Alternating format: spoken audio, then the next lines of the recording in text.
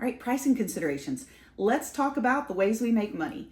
If you're like me, you probably still have that nonprofit mindset where you go, it's hard to come up with pricing. So I find that a little pricing rubric gets me a lot further and ensures that I am pricing my services competitively.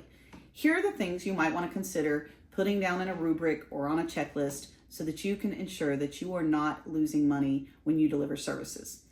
The very first thing is process steps.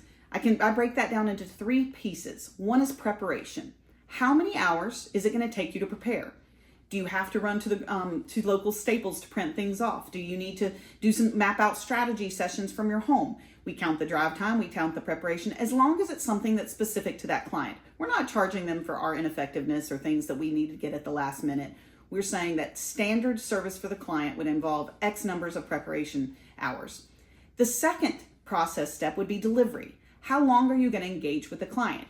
If I'm engaging with a client for a 2-hour strategy session online, I know that I'm going to log in 25 to 30 minutes early and that it will take me a few minutes to kind of get everyone wrapped up. So I'm thinking 2.5 hours service delivery, even if the session is only 2 hours. And the third part of the process is follow-up. Am I going to take a few minutes to streamline the notes? Am I going to be following up via email or a phone call? How much time will that take? So planning, delivery, and follow-up are 3 of the things that we have to consider. Most consultants already consider those 3 things. But have you thought about value added?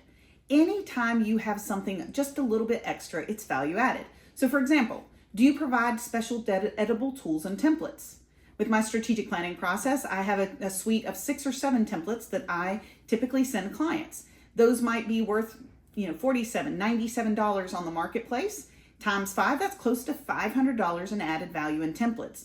Maybe I'm not going to charge the full $500. Maybe I'm going to charge $250. But at the end of the day, there's value added that you can charge for, even if you created it once and you're able to use it over and over. So whether it's a tutorial, a template, or something else, think about those things.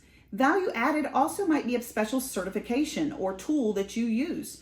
So if you are using an evidence-based model that requires a registration, if you are using grant research software that requires a subscription that your client doesn't have to pay, that is value added above and beyond the hours that you work.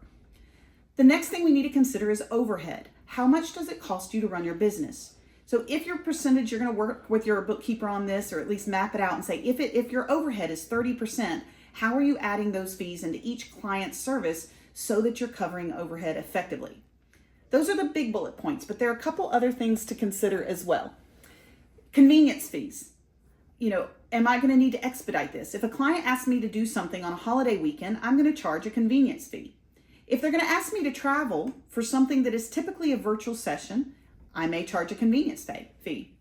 My favorite is hazard pay. If you've ever had a client who's just a little bit difficult to work with, you know they're going to be delayed responding to you, and communication's just challenging, you can charge a little bit extra to cover that time. I've let clients know, hey, I need to charge a little bit extra because of the delays in communication, and they typically don't have an issue with that. In-person versus virtual is another pricing consideration. When we work in person, we are having to drive. We are having to pick up materials, pay for materials. Outsourcing. Are you going to pay someone to edit something, to format something, design something, print something? What kind of printed materials do you need for those things? And finally, one of my favorites are, what are your personal connections to the mission? You may say, I am very connected with this mission and I'd like to offer a charitable discount. You're welcome to do that as well. Or you can say, I have no connection to this mission and this is just a job, and you will price accordingly. So again, think about all the time, the value, the overhead, and those other considerations as you price for success.